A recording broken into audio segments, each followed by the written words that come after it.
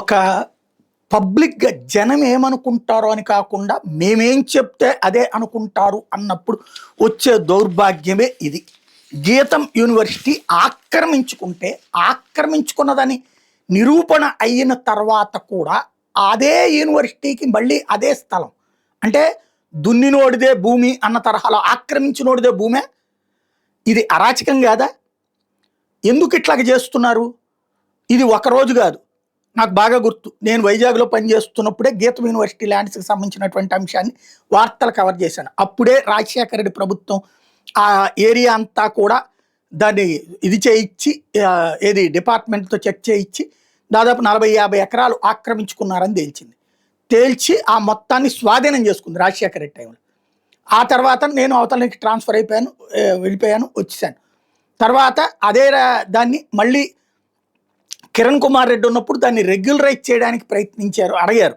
అడిగితే అప్పుడున్నటువంటి ప్రభుత్వం అంగీకరించలేదు. కిరణ్ కుమార్ రెడ్డి ప్రభుత్వం ఏది ఆ భూమిని ఆక్రమించుకున్న భూమిని వాళ్ళే ఎంతో కొంత చిన్న అమౌంట్ ఇచ్చేస్తారు. అదేంటంటే గీతం యూనివర్సిటీ అనేది సమాజానికి సేవ చేస్తుంది అన్నట్టుంది. ఏం ఫీజులు లేకుండా చేస్తుందా? ఏమన్నా తక్కువ ఫీజులు ఉన్నాయా? పోనీ దోచుకున్నారని నేను చెప్పను. వాళ్ళకి తగినటువంటి ఫీజు కట్టించుకుంటున్నారు అనుకుందాం. కట్టి డబ్బులు కట్టేవాడే వెళ్ళి జాయిన్ అవుతున్నాడు. కాబట్టి విద్యా సంస్థను నేను తప్పు పట్టట్లా, ఆక్రమించుకోవడానికి తప్పు పడుతున్నా.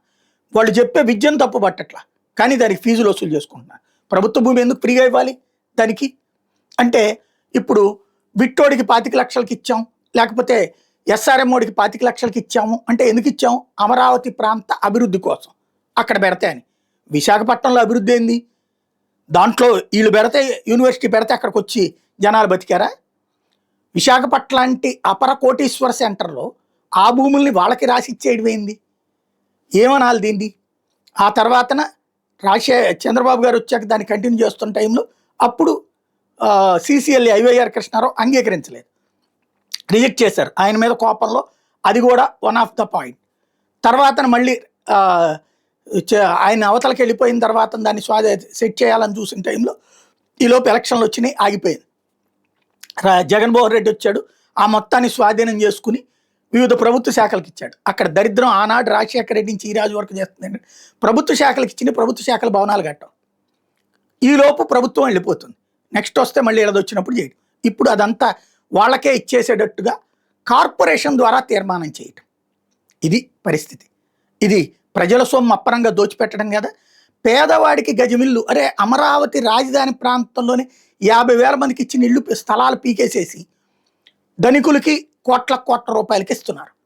ఏది ఉచితంగానూ తక్కువ రేట్లకి ఇస్తున్నారు. అదే అక్కడ పేదవాడికి ఇవ్వడం కాదు, పెద్దవాడికి దోచిపెట్టడం అనేది కరెక్ట్ అవుతుందా? అంటే మా ఇష్టం, మేమేం చేసినా చెల్లుబాటు అవుతుంది, అది ప్రజల కోసమేనని ప్రజలు ఫీల్ అవుతారు అనుకుంటే అది శాపం అవుతుంది తప్పించి వరం కాదు.